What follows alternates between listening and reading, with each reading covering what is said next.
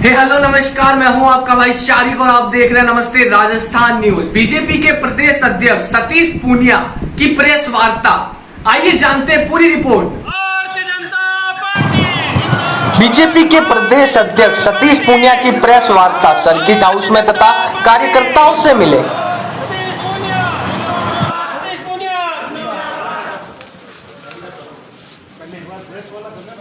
भारत माता की भारत माता की भारतीय जनता पार्टी जिंदाबाद भारतीय जनता पार्टी पार्टी के हमारे जिले के पदाधिकारी और मंडल के अध्यक्ष उनकी एक महत्वपूर्ण बैठक थी संगठनात्मक, उसमें मैंने शिरकत की। हमारे जोधपुर के पूर्व सांसद श्रीमान जसवंत बिश्नोई जी को मातृशोक हुआ, ऐसे ही श्रीमान जोगाराम पटेल जी के।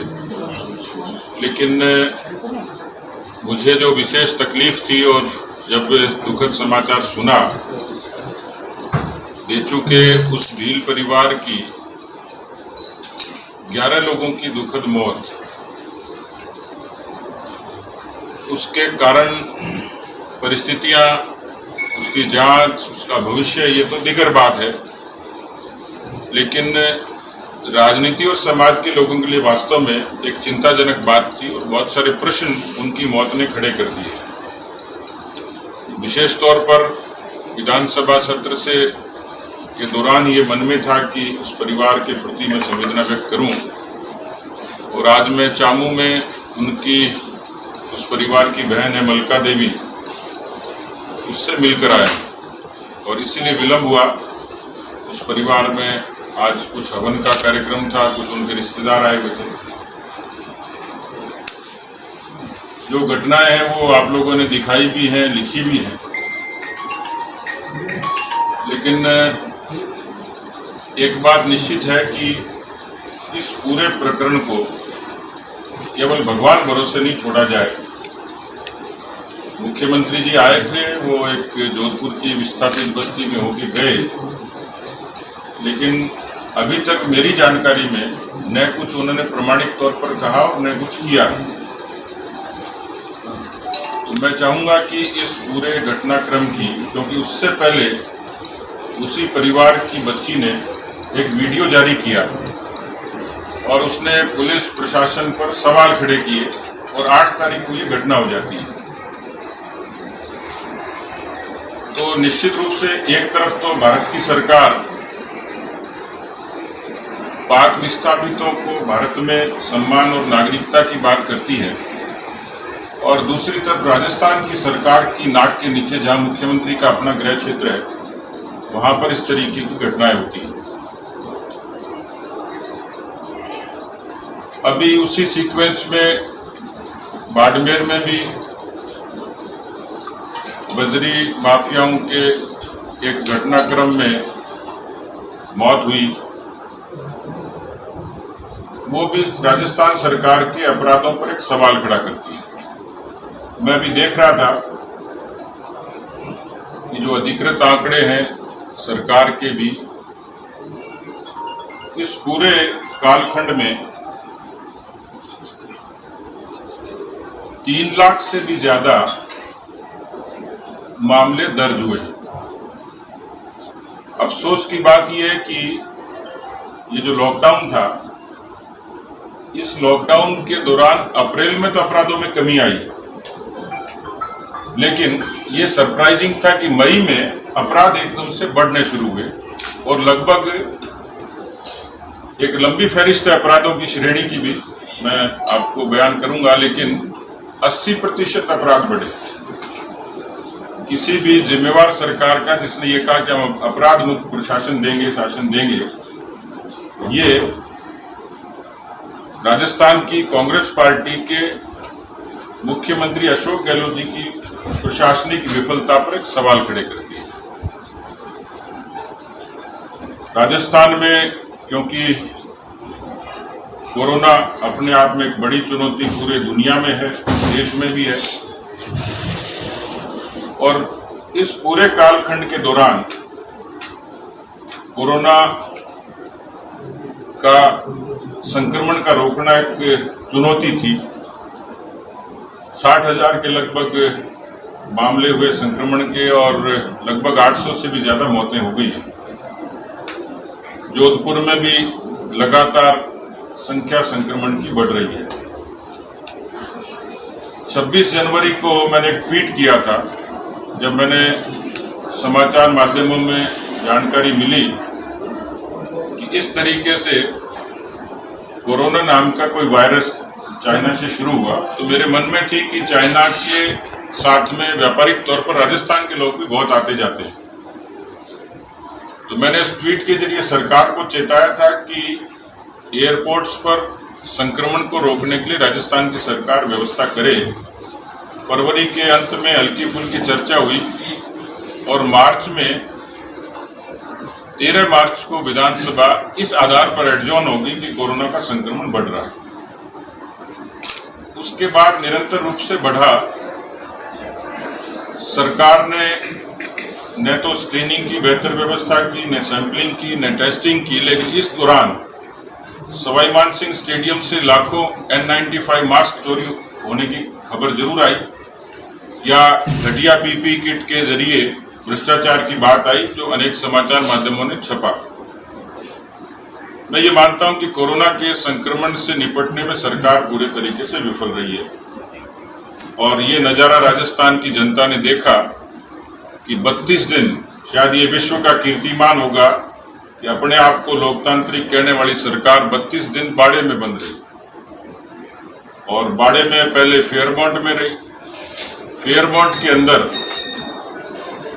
मान लीजिए किसी भी कारण से बंद हो गए, समझ में आता है, लेकिन जिस तरीके के वीडियोज बाहर आते थे, आप लोग भी सभ्य समाज में रहते हैं, देखते होंगे, कोई अंताक्षरी खेल रहा है, कोई क्रिकेट खेल रहा है, कोई इटालियन डिश बना रहा है, बावर्ची के वेश में खड़ा हुआ है, और उसके बाद सूर्यगढ़ चले गए।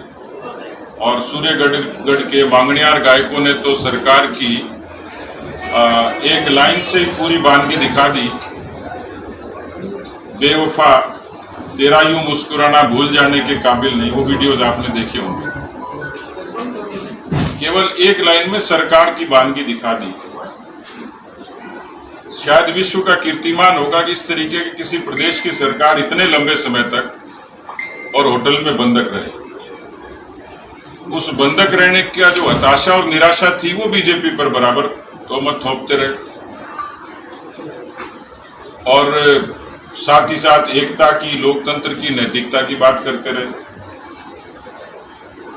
कई बार तो समझ में भी नहीं आया कि इतने परिपक्व राजनेता जिनका इतना वर्षों का अनुभव है, वो कुर्सी की खातिर अपनी पार्टी को, उस विचार को, लोकतंत्र को, नैतिकता को पूरा दांव पे लगा दिया। एक घटनाक्रम हुआ जिसमें उन्होंने राजभवन को जनता के द्वारा घेरने की, अपना पल्ला झाड़ने की बात कही कि 8 करोड़ जनता राजभवन को घेर लेगी और हमारी कोई जिम्मेवारी नहीं होगी। ये कैसे संभव है किसी प्रदेश का मुख्यमंत्री और गृह मंत्री किसी संवैधानिक संस्था के प्रति इस तरीके की चुनौती की भाषा इस्तेमाल करे। इस पूरे कालखंड के दौरान एक लंबी फहरिस्त है कि जो कानून के लिए लोगों को नसीहत देते हैं, उन्होंने कितनी बार कानून तोड़ा। ऐसे कई परिवार राजस्थान के अलग अलग जगह पे दर्ज हैं। वो कोरोना की एडवाइजरी के उल्लंघन के भी हैं। बाकी जो मुद्दे और मसले चल रहे हैं, मैं उस विस्तार में नहीं जाऊंगा, लेकिन ये निश्चित है कि ये 2.25 वर्ष का शासन, ये कुप्रबंधन का, विफलता का शासन है। मैंने अपराधों का जिक्र किया, कोरोना का जिक्र किया, लेकिन अभी तक विधानसभा की चर्चा के दौरान भी मैंने कहा कि आप कुछ करें कि नहीं करें, क्योंकि टिड्डी के हमले के कारण 20 जिलों में 90,000 हेक्टेयर में किसानों का बड़ा नुकसान हुआ। अभी तक उसकी गिरदावरी की रिपोर्ट नहीं आई। उनको कैसे संबल मिलेगा पता नहीं, पर एक वायदा उन्होंने किया था उनके तत्कालीन राष्ट्रीय अध्यक्ष ने कि 10 दिन में आए तो कर्जा माफ कर देंगे। राजस्थान के 60 लाख किसान 1 लाख करोड़ के कर्जे की माफी की मांग अभी भी कर रहे हैं। सरकार ने अभी कोई संतोषपूर्ण जवाब नहीं दिया। एक प्रसंग में उन्होंने 27 लाख बेरोजगार होने का ये एक आंकड़ा दिया सरकार ने कि राजस्थान में लगभग इतने लोग हैं। अपने घोषणा पत्र में उन्होंने 3500 रुपये बेरोजगारी भत्ता देने की बात कही थी। जनवरी 2020 में जब राज्यपाल महोदय का अभिभाषण हुआ था, उस अभिभाषण के दौरान 1,58,000 लोगों को ये बेरोजगारी भत्ता देना तय किया। पर अभी 25 ऐसी भर्तियां हैं, इसमें छोटी से लेके बड़ी भर्ती तक, आरएस तक की, चपरासी से लेके आरएस तक, वो 25 भर्तियां अभी लंबित हैं। कुछ पिछली सरकार की और कुछ इन्होंने घोषणा की। 4000 मुकदमे उनके ये अलग अलग अदालतों में पेंडिंग है, खासतौर पर हाई कोर्ट्स में। जो सरकार किसानों के साथ न्याय नहीं कर सके, जो सरकार अपराधों पर लगाम नहीं लगाए, जो सरकार बेरोजगारों के साथ न्याय नहीं करे, मैं ये मानता हूं कि ये पहली ऐसी सरकार होगी।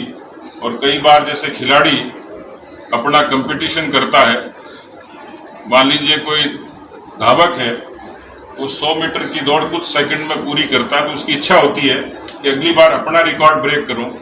तो मुझे लगता है कि इससे पहले के शासन को भी खुद अशोक गहलोत जी इसको यदि आकलन करेंगे तो खुद की परफॉर्मेंस को कमजोर ही पाएंगे। जितनी बातों की चर्चा की उसमें 2008 का भी प्रसंग है कि उस समय भी सरकार के पास पूरा बहुमत नहीं था, और 18 में भी यही हुआ। इसलिए मैंने सदन में भी कहा, मुझे जोधपुर का तो पता नहीं, लेकिन जयपुर और आसपास के जिलों में एक जुगाड़ चलता है। उसमें फंटा कहीं से लाते हैं, टायर कहीं से लाते हैं, स्टीयरिंग कहीं से लाते हैं, उसको ठोक पीट के चलाने लायक बना देते हैं, तो वहाँ के स्थानीय लोग काम में लेते हैं। उसको हाईकोर्ट ने पाबंद कर दिया कि इससे खतरा हो सकता है, क्योंकि कभी भी बिखर सकता है, कभी टूट सकता है। तो मैंने कहा जुगाड़ की सरकार, 2008 में भी ऐसे ही हुआ। बीएसपी के लोगों को इसी तरीके से मर्ज किया, उस समय किसी ने चैलेंज नहीं किया था। 18 में भी यही हुआ। अब आरोप तो हमारे ऊपर लगा रहे हैं, कभी वो विधायकों को बकरा मंडी बताते हैं, कभी हॉर्स ट्रेडिंग की बात करते हैं। तो मैंने तो उनको सदन में भी कहा कि हम तो, हमारे ऊपर तो इल्जाम लगाते हो, लेकिन आपका तो प्रमाण है कि आप पूरे हाथियों की ट्रेडिंग करते हो, एलिफेंट ट्रेडिंग करते हो। गटक गए पूरे के पूरे हाथी। उस बीएसपी का अस्तित्व नहीं छोड़ा सदन में। अभी दिगर बात है कि वो न्यायालय के अधीन विचाराधीन है, उस पर क्या फैसला आता है। पर इस तरीके की एक की घटनाएं ये साबित करती हैं। और मैं जोधपुर में हूँ, और 2 दिन से जिस तरीके से अपराधों की चर्चा हुई, जिस तरीके के मिसमैनेजमेंट की हुई, टिड्डी के हमले की हुई, और ये जो 11 लोगों की हुई, तो मुझे ताजुब हुआ कि आके तो गए। मैंने किसी से पूछा कहाँ गए, आए तो सही, क्या किया ये नहीं बताया। कोई एडिशनल एसपी उसकी जांच कर रहे हैं। पर मेरी नज़र में केवल देश नहीं, दुनिया के लिए भी एक बड़ा सबक है, बड़ी चुनौती है कि एक परिवार के 11 के 11 लोग किस तरीके से उनकी दुखद मौत हो सकती है। ये प्रश्न है किसी सभ्य सरकार के लिए, सभ्य समाज के लिए। बातें तो बहुत हैं, लेकिन मैं जोधपुर आया था, आप लोगों से मिलने की इच्छा थी। जब ये विधानसभा का, क्योंकि मुझे लगता है कि प्रश्न भी आपके उससे रिलेटेड होंगे, लेकिन सदन में जब ये सारा घटनाक्रम खत्म हुआ, मैं बाहर निकला, तो आपकी तरह किसी पत्रकार साथी ने पूछा कि साहब उन्होंने बहुमत हासिल कर लिया और वो खुश हो रहे हैं। तो मैंने कहा इसमें कोई नई बात तो थी नहीं, उनके जब 125 पूरे लोग पहले थे ही समर्थन के साथ में, 75 हमारे थे। तो बोले साहब वो तो जश्न मना रहे हैं। तो मैंने कहा ये तो ऐसे ही हुआ जैसे कुंवारे की शादी हो गई हो, ये फिगर तो पहले से ही था, इसमें कोई नई बात थी नहीं। तो जश्न मनाने वाली बात तो मुझे लगती नहीं। जवाब जरूर उनको कुछ चीज़ों का वहाँ विपक्ष ने और हम लोगों ने मांगा, उसका जवाब नहीं दिया। सदन में भी जैसे कैजुअल तरीके से जो बातें की जाती हैं, तो हम पे आरोप लगाते हैं, हम उन पे लगाते हैं, लेकिन सरकार का एक जो दृष्टि पत्र होता है, एक विजन जो होता है कि ऐसे क्रूशियल समय में भी सरकार ने किस तरीके से इन चीज़ों को डील किया। केवल प्रधानमंत्री जी पर तोहमत लगाने के अलावा, गृह मंत्री जी पर तोहमत लगाने के अलावा, बीजेपी को एक माध्यम बना लिया कि लोगों को ये बात कह के और ध्यान को भटकाया जा सकता है, डाइवर्ट किया जा सकता है। और मैं ये मानता हूँ कि देश में इस समय जो केंद्र की सरकार है, कोरोना का इतना बड़ा प्रकोप था, इतनी बड़ी जनसंख्या, इतनी विषमता, इतनी चुनौतियां, उसके बाद आज भारत ने कोरोना का जिस तरीके से डील किया, हमारे यहाँ पीपी किट नहीं बनता था, N95 मास्क की बड़ी किल्लत होती थी, वेंटिलेटर्स की कमी होती थी।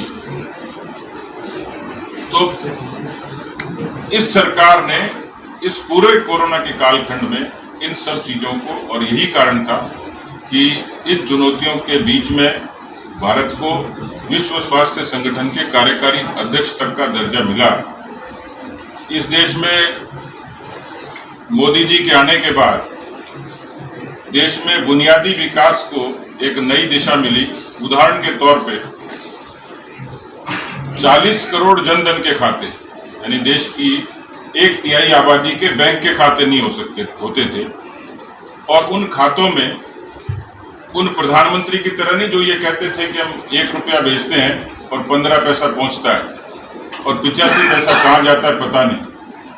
उन जनधन के खातों में उस कालखंड में भी ऐसे खातों में सीधे सीधे 500 रुपए का ट्रांसफर और बाकी जो बेनिफिट्स हैं उनका ट्रांसफर, 10 करोड़ के लगभग उज्ज्वला के कनेक्शन, इतने ही पीएम आवास, बड़ी संख्या में शौचालय, ऐसी अनेकों बुनियादी जो काम थे जो देश की जनता से ताल्लुक रखते थे, उनको संबल दे सकते थे, ये पहली बार हुए। ये खाली कोरे आंकड़े नहीं, प्रत्यक्ष रूप से दिखती हुई चीजें, इतने खाते हैं तो है, इतने उज्ज्वला के कनेक्शन है जिसके लिए कतारें लगती तो हैं। बड़ा रिफॉर्म था। कल मैं याद कर रहा था, अटल जी की पुण्यतिथि थी, मुझे उनकी 3 बातें, हमने कल श्रद्धांजलि दी उनको, 3 बातें अपील करती हैं। परमाणु का पोखरण जिसमें उन्होंने स्वाभिमान पैदा किया, प्रधानमंत्री ग्राम सड़क योजना और किसान क्रेडिट कार्ड, बहुत सारी उपलब्धियां थी, लेकिन एक बड़ा मेजर अचीवमेंट था। मैं मोदी जी को जब कंपेयर करता हूं तो उन्होंने अटल जी के ही कार्यकाल को, सुशासन को आगे बढ़ाते हुए और जो देश के बुनियादी मुद्दे थे, वैचारिक मॉडल की चर्चा हुई। लेकिन क्या भीलवाड़ा का मॉडल राजस्थान में बाकी जगह लागू नहीं किया जा सकता? जोधपुर में क्यों नहीं हुआ? कबूतरों के चौक में क्यों नहीं हुआ? मकबरे में क्यों नहीं हुआ? रामगंज में क्यों नहीं हुआ? तो केवल एक जो भीलवाड़ा का मॉडल था उसकी उत्तरदायी भीलवाड़ा की जनता थी, जिसने समय रहते इनिशिएटिव लेके वहाँ के बहुत नीचे जो ग्राउंड लेवल के वर्कर थे, आशा सहयोगिनी थी, पुलिस कर्मी थे, सफाई कर्मी थे, डॉक्टर थे, उन्होंने युद्ध स्तर पर इसको चुनौती के रूप में स्वीकार करके काम किया था। यही कांग्रेस पार्टी राजस्थान में सियासत थी, राजस्थान में सरकार थी, राजस्थान में संकट था, तो कोई उनके कांग्रेस पार्टी के किसी संगठन का, सरकार का ऐसा इनिशिएटिव बता दो जिससे कोरोना के कालखंड में लोगों को भरोसा हो जाए। उनकी सरकार है महाराष्ट्र में अलायंस की, महाराष्ट्र की क्या स्थिति है, उनकी सरकार है छत्तीसगढ़ में, तो अपने जो कांग्रेस गवर्निंग स्टेट है उसको यदि कंपेयर करेंगे तो पता लग जाएगा। सर आपने बताया कि ये तो प्रदेश है, इसकी तो लिमिटेशन 8 करोड़ की, देश है 135 करोड़ का। ये WHO का कार्यकारी अध्यक्ष को यूं तो बनाता नहीं है, परफॉर्मेंस ही बनाते होंगे। जिस देश में 55 वर्षों तक कांग्रेस पार्टी ने राज किया, बीमारियां इससे पहले भी होती होंगी, जिस देश में पीपी किट नहीं बनता था, वेंटिलेटर्स नहीं बनते थे, मास्क नहीं बनते थे, सरकार ने जिस तरीके से डील किया है, मुझे लगता है कि मेरे ट्वीट तो कांग्रेस तक से और राजस्थान की सरकार तक सीमित थे। भारत की सरकार ने तो बहुत आगे बढ़ के इनिशिएटिव लेके काम कह चुका। मैं दोबारा बोल देता हूँ कि पिछले 1.25 साल में अशोक जी के सारे भाषण निकाल के देखिए, 90% मामलों में बीजेपी, मोदी जी, अमित शाह जी या फिर हम यहाँ के लोग और वसुंधरा जी के नाम को भी उन्होंने बहुत अच्छे तरीके से उपयोग किया। मैंने इसलिए कहा है कि उनको वसुंधरा जी की और बीजेपी की फिक्र करने की आवश्यकता नहीं थी। वो अपने घर को मजबूत रखते तो शायद ये नौबत नहीं आती, न हमारा जिक्र होता, न आरोप होता, न प्रत्यारोप होता। और मुझे लगता है कि उन्होंने उनके नाम को सियासी तौर पर इतना इस्तेमाल किया, ये लोगों का ध्यान बटाने के लिए, ये स्थापित करने के लिए कि बीजेपी में भी विग्रह है, जबकि हमारे यहाँ कोई किसी किस्म का विग्रह नहीं है। उनका विग्रह जनता के सामने जरूर है। वो जो घटना थी, किसी चैनल की डिबेट थी और चैनल में 2 लोग डिबेट करते हैं, वहाँ एक्साइटमेंट भी होता है, सामान्य बातें भी होती हैं, बाहर प्यार मोहब्बत भी होती है, तो वो एक इंसिडेंट थी। उस चीज को मुझे नहीं लगता कि राजनीतिक रंग देने की जरूरत है, उसको ये चीज किसी के साथ भी हो सकती है। जानकारी ली है और मैं निश्चित रूप से गृह मंत्री जी को लिखूंगा, सारे घटनाक्रम को भी लिखूंगा और इसमें केंद्र सरकार की तरफ से इसमें जो भी संभव मदद होगी वो निश्चित रूप से हम करेंगे। मैं बताता हूँ,